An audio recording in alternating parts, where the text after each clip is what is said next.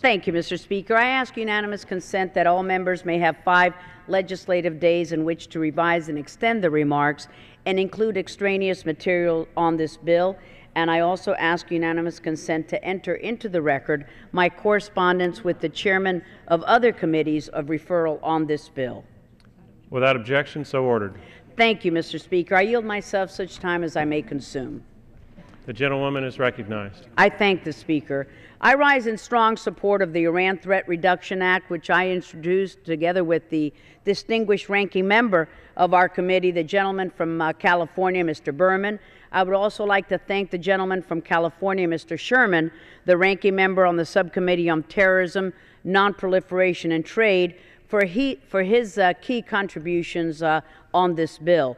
As is well known and articulated in the Declaration of National Emergency continued by successive U.S. presidents, the Iranian regime poses an unusual and extraordinary threat to the national security, foreign policy, and economy of the United States.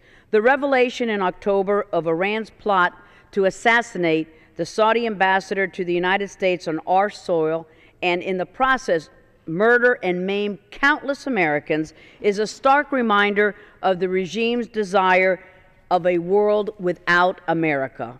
The exemplary work of U.S. officials foiled their plot, but the regime's threat remains.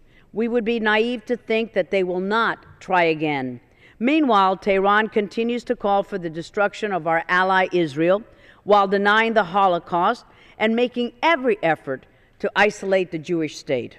Ahmadinejad is more than willing to put Iran's money where his mouth is, providing weapons, money, and support for several terrorist groups, including Hezbollah and Hamas, which are waging war against Israel and our allies in the Middle East.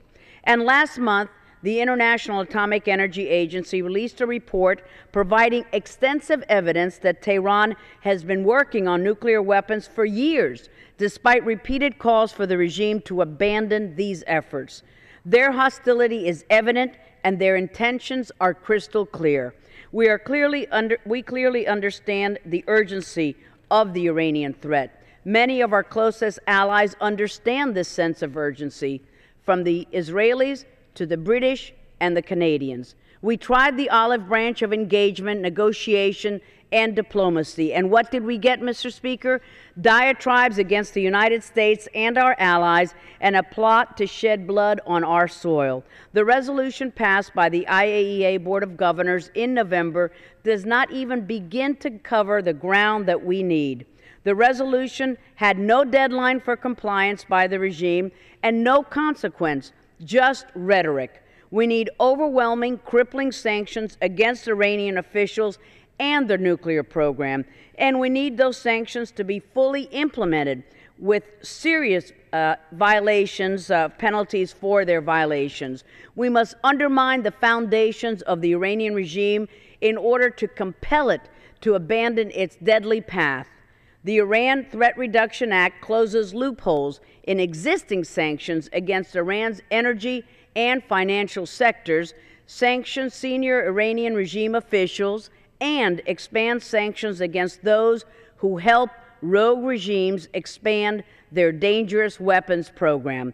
I hope that our members join us in stopping this dangerous regime in its tracks. And with that, Mr. Speaker, I reserve the balance of my time.